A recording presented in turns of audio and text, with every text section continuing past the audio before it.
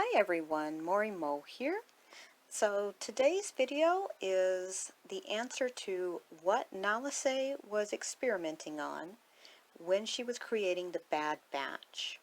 This was a video that I alluded to a few weeks back when I talked about the finale for Season 1, and I said I would make a video going a little more into Nalase's work in her private lab, and here we are. So the really fun thing about this video is that the answer to this question of Nalase's experiment was in front of us this whole time, even as far back as the Clone Wars Season 7. And, once you realize that, everything makes sense and falls into place. And so let me go break it down for you, though, how I arrived at this. And this is really fun because it kind of lets us see what's going to happen in the future with not just the Bad Batch, but maybe other series as well. So, Nalase's experiment is improved accelerated aging. So, looking back to the movie Attack of the Clones, we know that it takes 10 years from decanting from the tube to an adult for these clones to be ready for battle. These clones age at about twice the rate of a normal human, so a 10-year-old clone is about 20 in human years. Now, the clones that we've seen in the Clone Wars were ordered 10 years prior to the conflict, of course, by a Jedi named Dyas that had the gift of foresight. But most people don't have that gift, and the Jedi are all gone, or mostly gone. And if you're in a business of making clones for battle, you probably want to make them ready for battle in a shorter amount of time, because just like with most businesses in the real world, the faster you can get out a product, the more you can make and sell. And with that in mind, let's jump right into what Nalase is doing. So the Kaminoans are looking to make clones in a shorter amount of time. But how do we know this? Well, the evidence is right there in the name Clone Force 99. Why are they called Clone Force 99, the Bad Batch? Because they are named after a specific clone named 99 who was introduced in the Clone Wars in Season 3. Now, there are some people who already noticed that the Bad Batch has named their clone force for him, and some people might think, and I thought too, that it was just in honor of a clone who sacrificed his life for his brothers, and that's still probably a part of it. But I think it's also something a little more obvious than we realized. And thinking back to 99, 99 was a clone who who had age acceleration, but that aged him all the way to being an old man. Now, he was put on janitorial duty because he couldn't really do battle being an ancient man. But this accelerated aging, whether obviously this was not what the Kaminoans would want as far as accelerated aging and creating clones, but I think this was either a first trial experiment or the accelerated aging itself gave Nalase and the others ideas on how they could refine this to make what they want, a clone in a shorter amount of time. The ideal would be to get a clone to eliminate the childhood portion, that long 10 years, get it down to a few years, maybe even under a year if possible. So how else do we know that this is what they're doing? Well, when you going to the Bad Batch series itself, so we've already learned through episode 9 that Omega does not have age acceleration like all her clone brothers. She's more like Boba Fett in this matter. And I go a little bit into this in the Mother of the Bad Batch video below, and I can link to that for you. But let's go a little bit in further. We know that Omega, like Boba Fett, does not have the accelerated aging modifications. Omega's age has not been given on the show, but she is visually younger than her brother Boba Fett, who would be 13 to 14 years old at this point in the series. And the Bad Batch series takes place shortly after Revenge of the Sith. Thus, 13 years have passed since the commissioning of the first clones.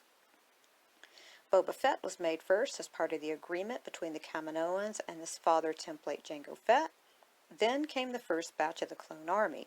Sometime, probably about a year after, Nalase creates Omega for unspecified reasons. So Omega is likely 10 to 12 years old. She also remembers the creation of her Clone Force 99 brothers. For her to have this memory and to be deeply emotionally impacted by it, she would need to be at least 4 years old at minimum. Thus, the oldest the Bad Batch could be is 8 years old. If Omega is 12, the youngest they could be is 5 years old. The Bad Batch themselves look to be in their 30s. There is no way for the Bad Batch to be 10 years old, much less 13. Therefore, they have accelerated aging at a far greater rate than their other clone brothers. This is Nalase's experiment. This is her work. Whether they're 5 years old, whether they're at most 8 years old, this is her early work in getting them to have a shorter amount of time before they're ready for battle. Hunter, Wrecker, Crosshair, and Tech are not defective. That's simply a line the Kaminoans gave to keep the other clones and the Republic, now the Imperials, people from questioning any further into their real experiment. The Kaminoans, after all, zealously guard their corporate secrets. So what does Nalase's accelerated aging experiments mean for the future?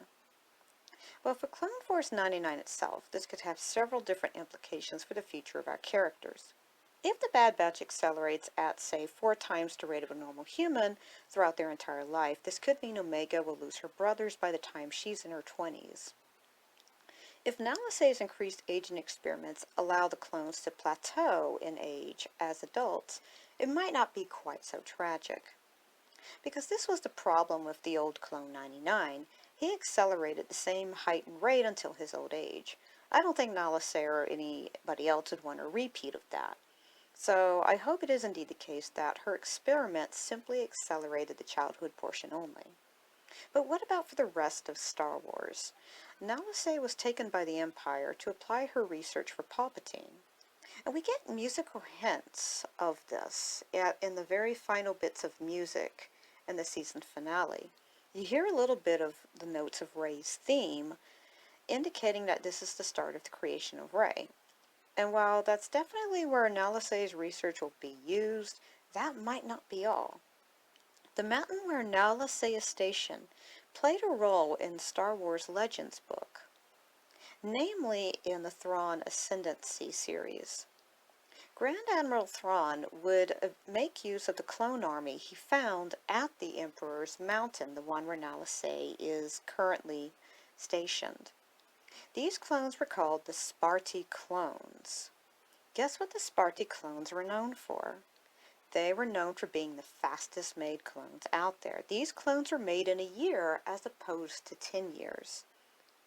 And we know now that Nalase is working at Mount Tantiss from some of the concept art that was put out for the Bad Batch.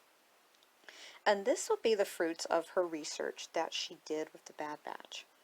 While the Spaarti clones of Legends books weren't as good as the 10-year Kaminoan clones, I expect that her approximately 5-year-old Bad Batch clone technology will be of significant interest to the Emperor, and very possibly Thrawn later in the story. Nalase's experiment into increased accelerated aging first started with the Bad Batch, and it's now going to be making its way into future cloning technology for the Empire and very possibly Thrawn himself. So what do you think? Let me know in the comments below. And if you have any questions too that you would like to ask. But I think this was a really fun video to make. Once I realized that Clone Force 99 is obviously named for an accelerated aging clone, it really kind of throws everything begins to make sense. Now that my big question is going to be, well, exactly how old is the Bad Batch? Are they 5 or 6 or 7? And how fast is she going to make these clones for Palpatine? Will it be as fast as 1 year, or will it be maybe a few years older? But that's something that the series itself will be answering. May the Force be with you.